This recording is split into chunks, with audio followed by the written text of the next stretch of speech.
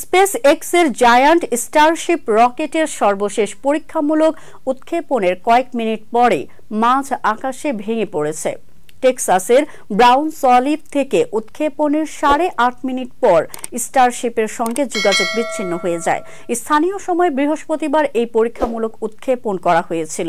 Elon মাস্কের কোম্পানির কর্মকর্তারা জানিয়েছেন, বৃহস্পতিবার তাদের রকেটের 7ম পরীক্ষামূলক উৎক্ষেপণ ছিল, কিন্তু ইঞ্জিনে কিছু গোলমাল হওয়ায় মহাকাশ যাত্রার সময় তা ভেঙে পড়ে। কিন্তু সুপার হেভি বুস্টারটি পরিকল্পনা অনুযায়ী তার লঞ্চ প্যাডে ফিরে আসতে সক্ষম হয়।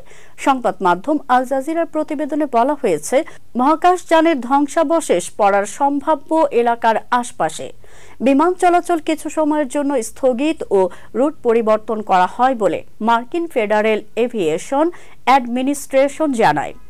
ফ্লাইট রাডার 24-এর তথ্য অনুযায়ী অন্তত 20টি বিমান তাদের রুট পরিবর্তন করেছে। এদিকে একই দিনে প্রথমবারের মতো কক্ষপথের উদ্দেশ্যে রকেট উৎক্ষেপণ করেছে জেফ বেজোসের মহাকাশ বিষয়ক প্রতিষ্ঠান ব্লু অরিজিন।